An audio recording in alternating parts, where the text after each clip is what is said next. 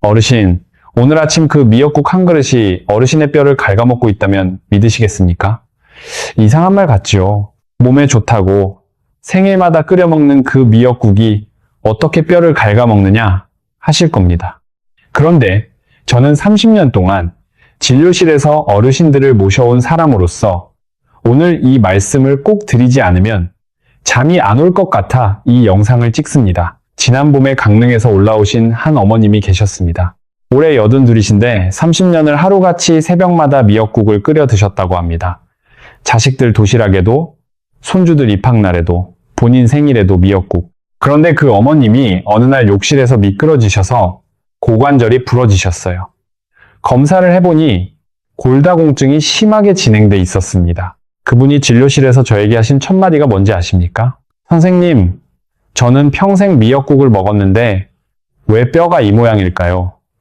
그 한마디에 저는 한참을 말을 잇지 못했습니다.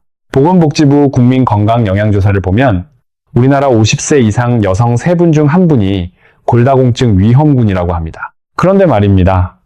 미역에는 우유보다 더 많은 칼슘이 들어있다는 사실 알고 계셨습니까? 그렇게 좋은 음식을 매일 드셨는데 왜 뼈가 부서졌을까요? 답은 어르신께서 미역국을 끓이시는 방법 바로 거기에 있습니다. 오늘 이 영상 절대 중간에 끄지 마세요. 끝까지 보시고 우리 며느님, 우리 딸, 손주들 단톡방에 꼭 공유해 주십시오.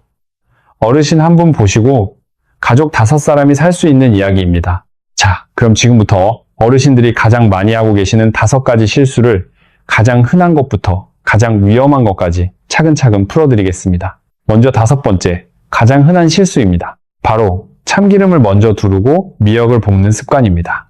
어머님, 이 장면 너무 익숙하시지요? 새벽 5시 반, 부엌에 불이 켜지고 가스레인지 위 냄비에서 참기름 한 숟갈이 지글지글 끓기 시작합니다. 그 위에 불려둔 미역을 넣고 달달달 볶으면 온 집안에 고소한 냄새가 퍼지지요. 그 냄새 맡고 자라온 게 우리 자식들이고 우리 손주들입니다. 저도 어릴 때 그 냄새에 눈을 떴습니다. 그런데 여기에 문제가 하나 있습니다. 참기름은 발연점이 낮은 기름입니다. 대략 섭씨 160도 정도만 돼도 연기가 나기 시작해요. 식품의약품안전처 자료를 보면 발연점이 낮은 기름을 반복해서 가열할 경우 벤조피렌 같은 유해 물질이 생길 가능성이 있다고 합니다. 자, 여기서 오해하지 마십시오. 한 그릇 드신다고 당장 무슨 큰일이 나는 게 아닙니다. 그렇게 호들갑 떨 일은 아니에요. 다만 매일매일 30년, 40년을 그렇게 끓여 드신다면 이야기가 달라집니다. 전주에 사시는 67살 김술래 어머님 이야기를 잠깐 해드릴게요. 이분은 자식들 도시락에 늘 미역볶음과 미역국을 챙겨주신 분이셨습니다. 정성이 얼마나 대단하셨는지 새벽 4시 반에 일어나서 참기름에 미역을 볶는 게 일과였대요. 그러다가 작년 봄 건강검진에서 위내시경을 받으셨는데 위에 작은 염증과 폴립이 보인다고 하더랍니다. 다행히 큰 문제는 아니었지만 의사 선생님이 어머님, 조리법을 한번 살펴보시는 게 어떨까요? 한 말이 마음에 남으셔서 저를 찾아오셨어요. 해법은 의외로 간단합니다. 참기름은 처음에 두르지 마시고 국을 다 끓이신 다음에 그릇에 담고 마지막에 딱 2방울만 떨어뜨려 보세요. 그러면 향이 오히려 더 살아납니다. 가열되지 않은 참기름의 그 본래 향이, 그 고소함이 코끝에 확 와닿는 거지요. 정 볶고 싶으시면 처음엔 현미유나 카놀라유처럼 발연점이 높은 기름으로 시작하시고 참기름은 끝에 마무리로만 쓰십시오. 이거 하나만 바꾸셔도 어르신 위장이 편안해집니다. 자, 그런데 어르신, 더 놀라운 이야기가 다음에 있습니다. 이건 정말 한국 어머님들 거의 모두가 잘못 알고 계신 부분입니다. 4번째, 영양을 도둑맞는 습관. 바로 미역국에 파를 한가득 넣는 버릇입니다. 국물이 시원해야 제맛이지. 이 말씀 평생 들으셨죠? 대파를 송송 썰어 한 줌, 쪽파까지 한 줌, 미역 냉국에도 파, 미역국에도 파. 우리 어머님 손맛의 정수가 바로 그 파에 있다고 해도 과언이 아닐 정도입니다. 저희 외할머니께서도 그러셨어요. 미역국에 파가 빠지면 그건 미역국이 아니라고요. 그런데 영양학적으로 보면 파에는 황화합물과 인 성분이 들어있어서 미역의 칼슘 흡수를 다소 방해할 수 있다고 합니다. 자, 또 한 번 말씀드릴게요. 완전히 차단된다, 흡수가 0이 된다, 이런 표현은 과장입니다. 그렇게까지는 아니에요. 다만 흡수율이 떨어진다, 효율이 낮아진다, 이렇게 이해하시면 됩니다. 대한영양학회 자료에서도 식품 조합에 따라 미네랄 흡수율이 달라진다는 점을 꾸준히 지적하고 있습니다. 쉽게 비유를 하나 들어드릴까요? 우체부 아저씨가 어르신 댁에 등기 편지를 들고 오셨어요. 그런데 대문 앞에서 초인종이 고장나 있는 겁니다. 편지는 분명히 왔는데 안방까지 전달이 안 되는 거지요. 미역에 칼슘이 그 등기 편지라면 파를 듬뿍 넣은 미역국은 그 고장난 초인종 같은 겁니다. 칼슘이 분명히 그릇 안에 있긴 한데 우리 몸 뼈까지 도달하지를 못해요. 안동에 사시는 72 박옥자 할머님 이야기 좀 들어보세요. 평생 미역국에 파를 한 사발씩 넣어 드시던 분이셨습니다. 그러다가 골밀도 검사 결과를 보고 깜짝 놀라셨대요. 그 옆에서 며느님이 어머님, 조리법 한번 바꿔보세요 하고 슬쩍 말씀드렸답니다. 처음엔 서운하셨대요. 평생 끓여온 솜씨를 바꾸라니. 그런데 6개월 정도 파 대신 다진 마늘로 향을 내시고 식단 전체를 조금씩 조정하셨더니 다음 검진에서 골밀도 수치가 더 떨어지지 않고 유지가 됐다고 합니다. 큰 변화는 아니지만 그 연세에 더 나빠지지 않은 것만으로도 큰 성과지요. 자, 그래서 실천 방법은 이렇습니다. 미역국에는 파 대신 다진 마늘로 향을 내세요. 마늘 속의 알리신이라는 성분은 미역의 칼슘 흡수를 방해하지 않습니다. 오히려 혈관 건강에 좋다는 연구 자료가 많습니다. 정파를 빼기 서운하시면 국을 그릇에 담은 다음에 송송 썬 파를 살짝 고명으로만 얹어보세요. 향도 살고 칼슘도 살고. 어르신, 작은 차이지만 평생 누적되면 어마어마한 차이가 됩니다. 여기까지도 충격적이시지요. 그런데 다음 이야기는 정말 어머님들 그리고 며느님 두신 시어머님들께서 꼭 들으셔야 합니다. 세 번째, 산모와 손주의 건강에 관한 진실. 산후조리 미역국, 그 오래된 믿음에 관한 이야기입니다. 한국 사람이라면 누구나 압니다. 아기를 낳으면 미역국, 삼시세끼, 시어머니가 며느리에게 정성껏 끓여주시고 친정엄마가 딸 옆에서 한 솥씩 끓이시지요. 이 풍습은 정말 아름다운 우리 전통입니다. 미역에는 산모의 회복을 돕는 좋은 성분이 분명히 들어있어요. 그래서 저도 산모 미역국 자체를 부정하는 게 절대 아닙니다. 그런데 의학적으로 한 가지 짚고 넘어가야 할 부분이 있습니다. 미역에는 요오드가 풍부합니다. 산모가 드신 요오드는 모유를 통해 신생아에게 그대로 전달돼요. 갓 태어난 아기의 갑상선은 아직 미성숙합니다. 그래서 과량의 요오드를 처리하기에 부담스러울 수 있다는 거지요. 대한갑상선학회에서도 모유 수유 중인 산모의 과도한 요오드 섭취에 대해 꾸준히 주의 환기를 시키고 있습니다. 제주에 사는 32살 며느님 이지영 씨 이야기를 잠깐 해드릴까요? 이분은 시어머님께서 새벽마다 2시간씩 끓여서 들고 오시는 미역국을 차마 거절하지 못하셨답니다. 어머님 정성을 어떻게 마다하겠어요. 그래서 출산 후 한 달 가까이 몇 끼 미역국을 드셨어요. 그런데 신생아 정기검진에서 아기의 갑상선 자극 호르몬 수치가 살짝 높게 나왔다는 거예요. 깜짝 놀라서 소아과 선생님을 만나셨더니 모유에 들어있는 요오드 양을 좀 조절해보자는 권유를 받으셨대요. 어머님께 차마 말씀드리지 못하고 미역국을 일주일에 2-3번으로 줄이고 다른 국과 번갈아 드시기 시작하니까 다음 검진에서 정상으로 돌아왔다고 합니다. 어르신, 이게 무슨 이야기겠습니까? 사랑이 잘못 전달된 경우란 게 바로 이런 겁니다. 시어머님의 마음, 그 정성, 그 새벽 2시간의 수고, 그 마음은 100번, 1000번 옳습니다. 다만 방법을 한번 조정해야 한다는 거예요. 모유 수유 중에는 일주일에 2-3그릇이 적정하다, 이렇게 알아두십시오. 그리고 다양한 국과 번갈아 드시도록 콩나물국도 있고 북엇국도 있고 시원한 무국도 있고요. 그렇게 식단을 다채롭게 가져가시는 게 산모에게도 좋고 아기에게도 좋습니다. 만약 갑상선 가족력이 있으시거나 걱정되시면 산부인과 선생님, 소아과 선생님과 한번 상의해 보십시오.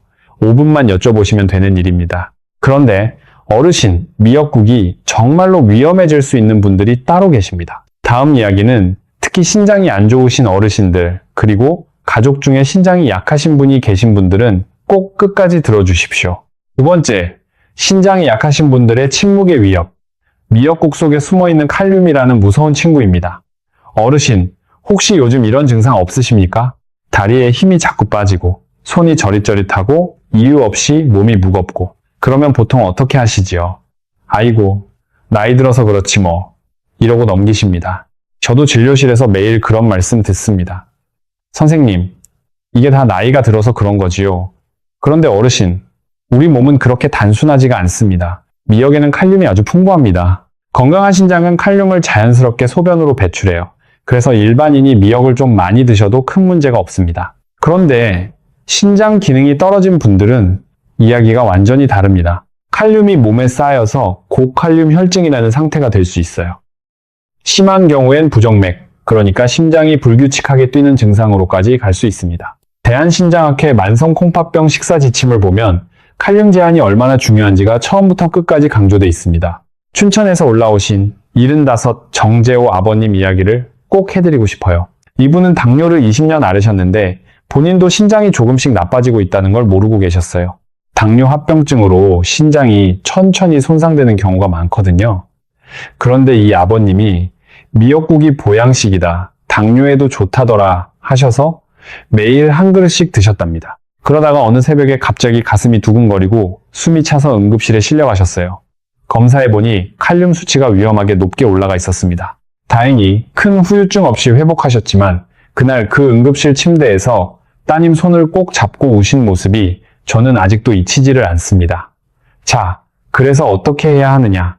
만성 콩팥병 진단을 받으신 분, 투석받고 계신 분은 반드시 주치의 선생님과 상의하세요. 미역국 일주일에 몇 그릇까지 괜찮을까요? 이렇게 구체적으로 여쭤보십시오. 그리고 와파린이라는 혈전 예방약, 항응고제 드시는 분들도 주의하셔야 합니다. 미역에 들어있는 비타민 K가 약효에 영향을 줄 수 있거든요. 약을 끊으시라는 게 아니라 비타민 K 섭취량을 일정하게 유지하는 게 핵심입니다. 그리고 1년에 한 번 건강검진 받으실 때 신장 수치 꼭 확인하십시오. 크레아티닌, 사구체 여과율, 영어로 EGFR이라고 합니다. 어렵게 생각하지 마시고 의사 선생님께 제 신장 기능은 괜찮은가요? 한마디만 여쭤보세요. 어르신, 우리 몸은 항상 신호를 보냅니다. 다리가 저린 것, 피곤한 것, 그게 그저 나이 탓이 아닐 수 있어요. 우리 몸의 작은 비명을 어르신 본인이 제일 먼저 들어주셔야 합니다. 자, 이제 마지막입니다. 가장 무서운 함정, 가장 많은 어르신들이 빠지고 계시는 그 한 가지를 말씀드리겠습니다. 첫 번째, 가장 위험한 습관, 바로 미역국을 매일 몇 끼 일주일 내내 드시는 그 습관입니다. 몸에 좋으니까 많이 먹어야지. 한솥 끓였으니까 일주일 내내 먹어야지. 어르신, 이 말씀 너무 익숙하시지요? 제 어머님도 똑같았습니다. 일요일에 한솥 가득 끓여 놓으시고는 월요일, 화요일, 수요일까지 데워 드세요. 그리고 이거 다 좋은 거다, 안 먹으면 아깝다 하시지요. 그런데 식품의약품안전처 기준을 한번 보겠습니다. 성인의 하루 요오드 권장 섭취량은 약 150 마이크로그램이에요. 상한 섭취량, 그러니까 이걸 넘기면 안 된다는 한계선이 이 400 마이크로그램입니다. 그런데 미역국 한 그릇에는 700 마이크로그램 이상의 요오드가 들어있을 수 있어요. 한 그릇만 드셔도 권장량의 5배 가까이 됩니다. 그런데 우리 한국 사람은 미역만 먹습니까? 아니지요. 김 한 장, 다시마 우린 국물, 톳나물 무침, 멸치 다시 국물, 알게 모르게 매일 요오드를 잔뜩 섭취하고 있어요. 이걸 몇 끼 드시면 어떻게 되겠습니까? 갑상선이 처음엔 잘 견딥니다. 그런데 1년, 2년, 5년 누적되면 갑상선이 지쳐요. 갑상선 기능 저하증이 올 수도 있고 반대로 항진증이 올 수도 있습니다. 특히 갑상선 질환 가족력이 있으신 분들은 더 조심하셔야 합니다. 목포에 사시는 68 한미숙 어머님 이야기를 들려드릴게요. 이분은 미역국은 무조건 몸에 좋다는 신념이 워낙 확고하셔서 아침에 한 그릇, 점심에 한 그릇, 저녁에도 미역국, 그렇게 5년을 사셨답니다. 그러다가 작년부터 이상하게 피곤하시고 추위를 많이 타시고 체중이 슬슬 늘기 시작하셨대요. 처음엔 갱년기인가 하셨답니다. 그런데 따님이 강제로 병원에 모시고 갔더니 갑상선 기능 저하 소견이 나왔어요. 다행히 약 드시고 식단 조절하시고 미역국을 주 2회 정도로 줄이시니까 6개월 만에 정상 수치를 되찾으셨습니다. 그 어머님이 저에게 하신 말씀이 선생님, 좋은 것도 너무 많으면 독이 되는 거였네요. 였습니다. 어르신, 비유를 하나 들어드릴까요? 가을에 단풍이 곱다고 그 나무에서 잎을 한 장도 안 남기고 다 따가시면 그 나무는 어떻게 되겠습니까? 죽고 맙니다. 좋은 것도 적당해야 약이 되는 거예요. 우리 시골 마당의 감나무도 그렇잖아요. 감이 많이 열렸다고 다 따먹는 게 아니고 까치밥으로 몇 개 남겨두는 게 우리 조상들의 지혜입니다.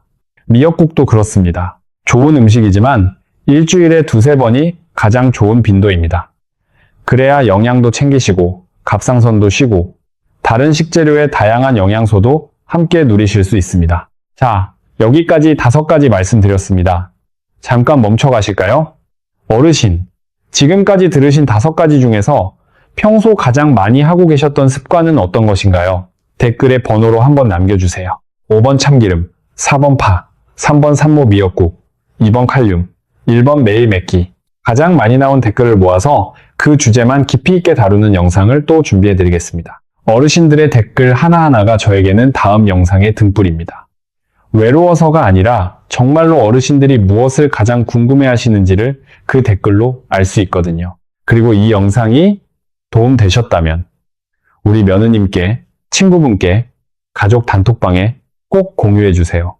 어르신 한 분이 안 다치셔야 자식들이 마음 편히 잠을 잡니다. 자, 이제 제 개인적인 이야기를 잠깐 해도 될까요? 사실 저도 어르신께 이 말씀드리기까지 부끄러운 일이 있었습니다. 저희 어머니는 충청도 시골에서 평생을 사신 분이세요. 제가 의사가 되고 서울에서 자리를 잡은 뒤에도 어머니는 시골에서 본인 텃밭 가꾸시며 사셨어요. 그런데 5년 전쯤 어머니 댁에 갔다가 부엌에서 우연히 보게 됐습니다. 어머니가 미역국을 끓이시는데 그 안에 대파가 한 사발이나 들어가 있더라고요. 그리고 그 미역국을 매일 드시는 거예요. 어머니, 매일 드세요? 여쭤봤더니 그럼 매일 먹어야지. 우리 아들이 의사인데 엄마가 건강해야 안 미안하지 하시더라고요. 그러고 그해 가을 어머니가 건강검진을 받으셨어요. 골밀도 검사 결과지를 들고 저한테 오셨는데 T스코어가 마이너스 2.8이라고 적혀 있었습니다. 골다공증 진단이 떨어진 거지요. 어머니 손이 떨리시더라고요. 내가 평생 미역국을 그렇게 먹었는데 그때 저는 의사인 아들이면서 어머니의 식탁 하나를 못 살피고 있었다는 사실에 한참을 마음이 쓰렸습니다. 그날부터 어머니께 어머니 파는 빼고 마늘로 하세요. 매일 말고 일주일에 2번만 드세요. 말씀드렸어요. 어머니가 처음엔 서운해하셨지요. 본인 평생의 손맛을 부정당하는 기분이 드셨을 거예요. 그런데 제가 어머니 옆에 앉아서 왜 그래야 하는지를 설명드리고 같이 마늘 다지고 같이 표고버섯 썰고 했더니 시간이 지나면서 새로운 미역국이 어머니의 새 손맛이 되시더라고요. 어르신, 지금 이 영상 보시는 어머님이 혹시 제 어머니 같으신 분이 아닐까요? 평생 자식들 위해 끓이신 그 미역국이 정작 어머님 본인의 뼈를 약하게 만들고 있다면 너무 슬픈 일이지 않습니까?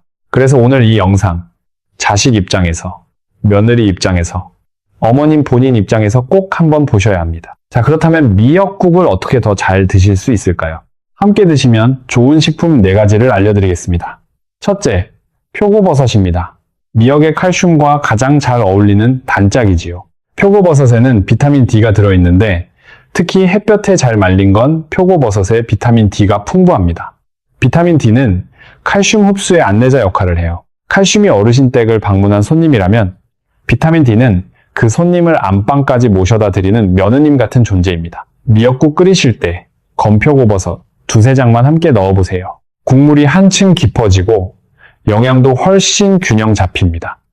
둘째, 두부입니다.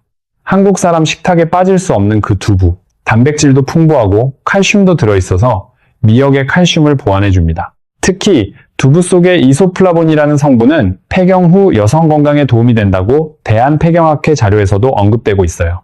두부 미역국 한번 끓여보세요. 단백질, 칼슘, 식이섬유, 이소플라본까지 한 그릇으로 영양의 사중주가 완성됩니다. 셋째, 들깨가루입니다. 이건 우리 한국인의 오래된 지혜예요. 들깨에는 오메가, 3계열 지방산이 풍부하고 비타민 D도 일부 들어있습니다. 동의보감에서도 들깨의 효능을 언급하고 있을 정도예요. 미역국 마무리에 들깨가루 한 숟갈을 톡 넣어보세요. 고소함이 2배가 되고 영양가는 3배가 됩니다. 시골 오일장에 가시면 갓 빻은 들깨가루를 구할 수 있어요. 그런 것 한 봉지 사다 두시면 한 달은 거뜬합니다. 넷째, 여름철 미역냉국에 넣으시는 오이입니다. 한여름 삼복더위에 마루에 앉아서 시원한 미역냉국 한 그릇 드시는 그 맛, 그게 한국의 여름 아닙니까? 오이는 혈당 지수가 낮고 식초와 함께 먹으면 식후 혈당이 천천히 올라간다는 연구 결과가 당뇨학회 자료에서도 보고된 바 있습니다. 새벽 시장에서 사오신 싱싱한 오이로 식초 살짝 넣고 미역 냉국 만들어 보세요. 무더위에 잃었던 입맛이 살아납니다. 자, 그런데 어르신, 미역국이 누구에게는 약이지만 누구에게는 정말 조심하셔야 하는 음식인 분들이 따로 계세요. 꼭 기억해 두십시오. 첫 번째 그룹, 만성 콩팥병이나 투석 받고 계신 분들, 칼륨 제한이 필수입니다. 미역국 드시기 전에 반드시 주치의 선생님과 상의하세요. 두 번째 그룹, 와파린 같은 항응고제 드시는 분들, 비타민 K 섭취량을 일정하게 유지하는 게 중요합니다. 갑자기 많이 드시거나 갑자기 끊으시면 안 됩니다.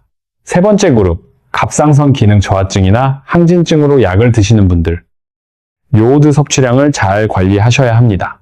내분비내과 선생님과 상담하시고 본인에게 맞는 양을 정해 두세요.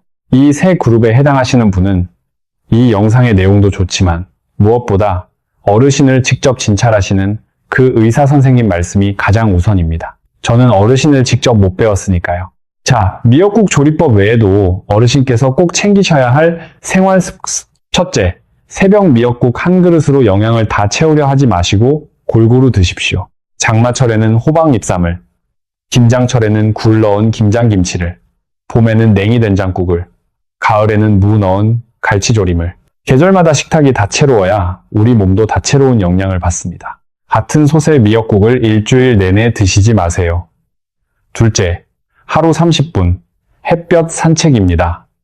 비타민 D는 햇볕에서 만들어집니다. 마루에 앉아만 계시지 마시고 동네 한 바퀴라도 걸어보세요. 아침 햇살이 가장 좋아요. 우리 아파트 단지 안 산책로도 좋고 동네 공원도 좋습니다. 친구 한 분이랑 같이 걸으시면 더 좋고요.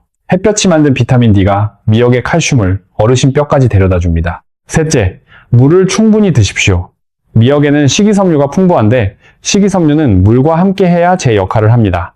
하루 6잔에서 8잔, 큰 컵으로요. 아침에 일어나시자마자 미지근한 물 1컵, 식사하시기 30분 전에 1컵, 자기 전에 1컵. 이렇게 의식적으로 챙기셔야 합니다. 어르신들은 갈증 신호가 약해지셔서 물을 자꾸 잊으세요. 넷째, 정기건강검진은 1년에 한 번 꼭 받으세요. 갑상선 기능, 신장 수치, 골밀도. 이 세 가지는 어르신이라면 꼭 챙기실 항목입니다. 국가에서 무료로 해주시는 검진도 활용하시고 보건소 검사도 받으세요. 단돈 10,000원짜리 혈액검사 한 번이 어르신의 10년 건강을 지킵니다. 자식들에게 검사 받으러 같이 가자고 부탁해보세요. 자식들도 그런 부탁을 받고 싶어 합니다. 자, 이제 정리할 시간입니다. 오늘 말씀드린 이야기 딱 3가지로 압축해드릴게요. 첫째, 참기름은 처음이 아니라 마지막에 어머님 손에서 향이 살아나는 그 순간을 끝으로 미루세요. 둘째, 파 대신 마늘로, 맵기 대신 격일로 한솥 끓여 일주일 내내 드시는 그 습관. 오늘부터 살짝만 바꿔보십시오. 셋째, 신장과 갑상선이 약하신 분은 꼭 의사 선생님과 상의, 절대 혼자 판단하지 마세요. 인터넷 정보, 이웃 어르신 말씀도 좋지만 어르신 본인을 직접 진찰하는 선생님 말씀이 가장 우선입니다. 그리고 어르신, 다시 한번 강조드립니다. 다리가 자주 저리거나 이유 없이 피곤하거나 체중이 갑자기 변하시거나 추위를 유난히 타시거나 손발이 차가워지거나 이런 증상이 한 가지라도 있으시면 나이 들어서 그렇지 하고 넘기지 마시고 가까운 병원에 가셔서 혈액검사 한번 받아보세요. 진짜 별것 아닌 검사예요. 5분이면 끝납니다. 그런데 그 5분이 어르신의 남은 인생 10년을 바꿉니다. 자, 이제 마지막 말씀을 드리겠습니다. 어르신, 우리가 미역국을 끓이는 이유가 무엇입니까? 결국은 사랑하는 가족을 위해서지요. 생일 아침, 자식들이 어머님 댁에 모여 앉아서 엄마, 미역국이 진짜 최고야 하는 그 한마디. 손주가 입학식 날 아침에 할머니 미역국 또 먹고 싶어요 하는 그 목소리. 그 순간들을 위해서 우리가 새벽마다 부엌에 서는 거 아니겠습니까? 그런데 어르신, 그 미역국이 이제는 어르신 본인의 뼈도 튼튼하게 만들어줘야 합니다. 손주를 번쩍 안아 올릴 수 있는 그 힘도 만들어줘야 하고요. 가족들 식탁만 차리시고 정작 어르신 본인은 뒤로 물러나 계신 그 모습, 이제는 그만하셨으면 좋겠습니다. 자식들에게 짐이 되지 않는 어르신, 손주랑 더 오래 더 깊이 놀아주실 수 있는 어르신, 그게 진짜 사랑이고 그게 진짜 가족을 위한 길입니다. 오늘 이 영상이 어르신께 도움이 되셨다면 우리 가족 단톡방에 친구분께, 며느님께 꼭 공유해 주세요. 어르신 한 분이 보시고 가족 5사람이 살 수 있는 이야기, 그게 바로 오늘 영상입니다. 그리고 오늘 5가지 중에 더 궁금하신 게 있으시면 댓글로 꼭 남겨주세요. 어르신들의 댓글 하나하나가 다음 영상의 주제가 됩니다. 제가 책상에 앉아서 어르신들 댓글 읽으면서 다음에는 어떤 이야기를 해드릴까 고민합니다.